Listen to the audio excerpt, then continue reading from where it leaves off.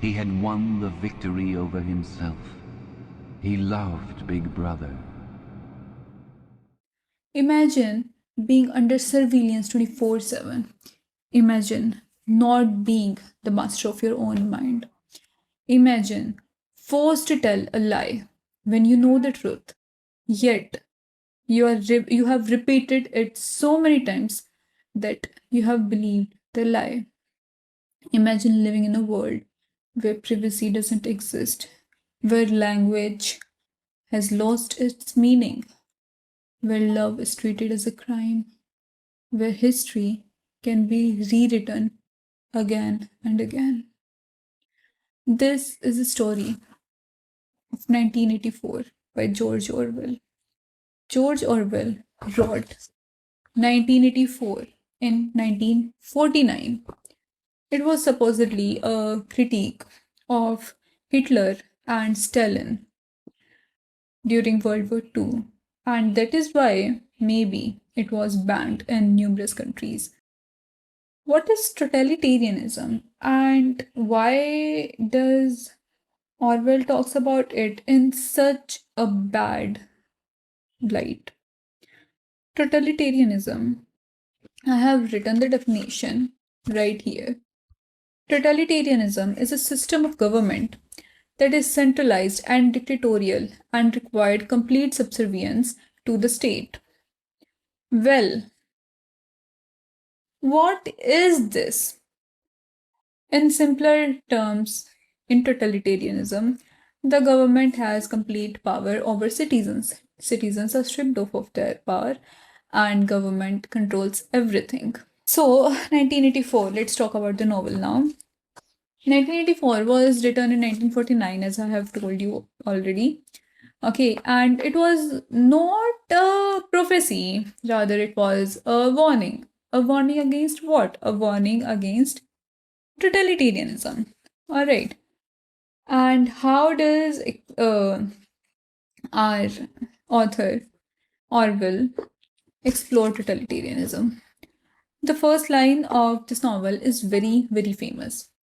It is, it was a bright, cold day in April, and the clocks were striking 13. 13? Clocks can strike 13? I thought that clocks only had 12 hours.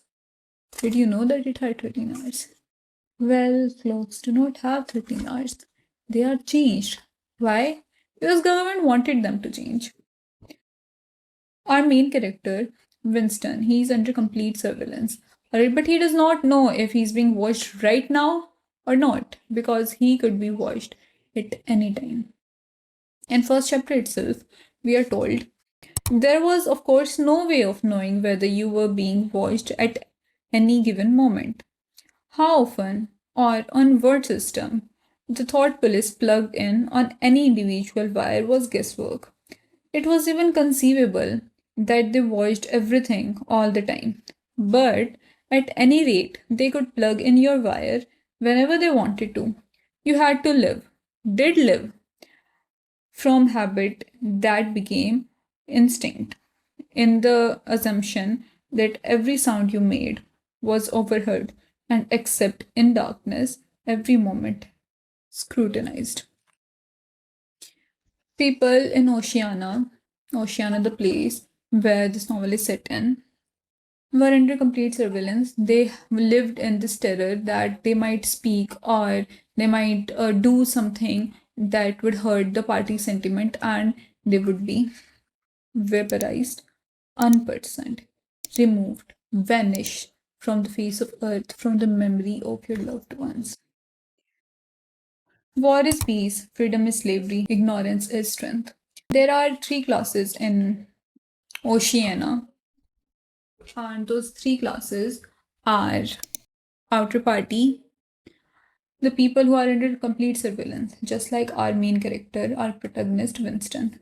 The inner party, the part of the society, the citizens who have power, all right, and the paroles who have no power. They are highest in number, yet they are not in under complete surveillance because they do not possess the resources. They are struggling to survive So, who will actually go on a protest if they do not even have enough to eat? If they do not have enough energy in them to stand on their two legs, how are they going to protest against the government? Four ministries: the Ministry of Truth, which concerned itself with news, entertainment, education, and fine arts. The Ministry of Peace, which concerned itself with war. The Ministry of Love, which maintained law and order. The Ministry of Plenty, which was responsible for economic affairs. Their names in Newspeak: Mini True, Mini Pax, Mini Love, and Mini Plenty. Ministry of Truth just concerned itself with lies. Ministry of Love concerned itself to control, to hate. Ministry of Plenty concerned itself to, reducing the resources of people. And Ministry of Peace concerns itself with war, obviously. These are the ministries, but their work and their meaning are contradictory to each other. The Ministry of Truth, where Winston works, does basically nothing but manipulate everything. Alright. It is supposed to just manipulate the history, manipulate the present, manipulate the news, manipulate what the people can or cannot know. Ministry of Plenty just reduced resources, and people are told that they used to have very, very less resources, very much less food, and they should be grateful that the party is providing them with enough food. But the truth is that no one knows what was in the past except for the elders who have foggy memories, or for the paroles who have kind of foggy memory, because everything has been vanished.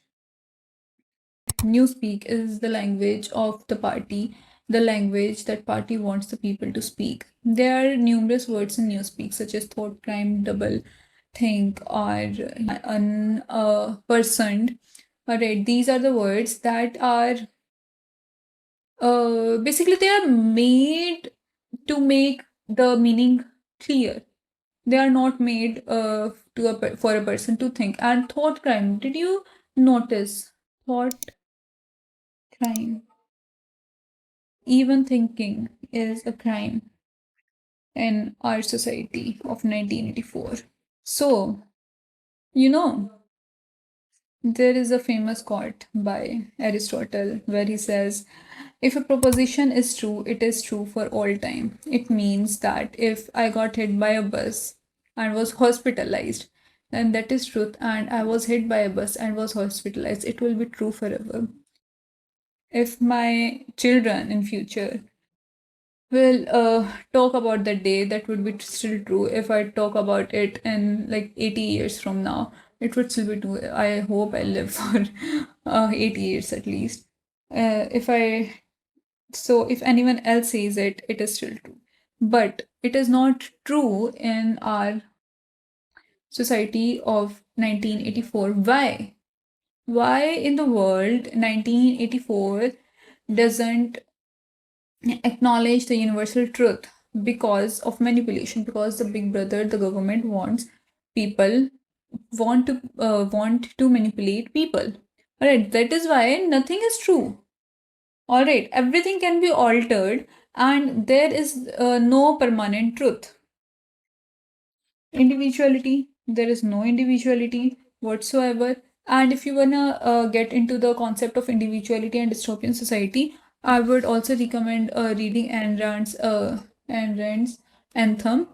Let's see, the name is not visible properly. I don't know why, but yeah, read this novel as well if you can. It is a very short novel, and the difference between Anthem and 1984 is that in 1984 there is the concept of person, a single person, but there's no concept of individuality. Our protagonist Winston, he cannot recognize himself.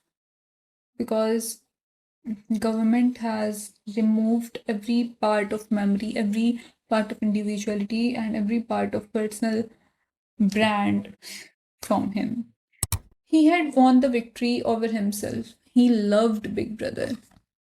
I want you to remember this, that individuality doesn't just mean your own thoughts or your opinions or anything else. Like, obviously that is very, very important, but what comes before everything else is being a human. If you are not allowed to being a human, you're not allowed to being an individual. All right. In 1984, the government doesn't let people be humans. They do not they do not allow people to have their humanity. They strip off of them of their humanity, and they get into their psyche. They control everything. They control their thoughts, and they control their psyche. The crime that Winston allegedly committed was thought crime. And what is thought crime? It is thinking of something that goes against the party. Love is treated as a crime, as I said in first few lines in this video. Winston fell in love, and in Anthem as well, love is treated as a crime. Julia and Winston, they got caught. They were betrayed by O'Brien. They were caught and they were tortured. They were not tortured because the government wanted to punish them. The government did not want to punish them. The government just wanted them to submit. The government wanted them to believe that 2 plus 2 is 5 if they wanted to. That is what the government actually wanted. You need to recognize the patterns, what is going on around the world. You know, O'Brien was set free, and in the end, he had won the victory over himself. Over himself. What kind of victory did he win? You know who won? Who won? Big Brother won. He loved Big Brother. Big Brother won. You know who he loved earlier? Julia. But he did not love her anymore. Why? Because he now loved Big Brother, and he genuinely loved Big Brother. He genuinely believed that 2 plus 2 is 5. He did not just say it out of, being scared. That is the level of control that the government had over citizens, that the government wanted to have over everyone else to keep running. All right. So that is all for the video. And read the novel, share your thoughts, and do let me know if you see any correlation between this novel and the present time anywhere in the world. And that's all. Stay safe.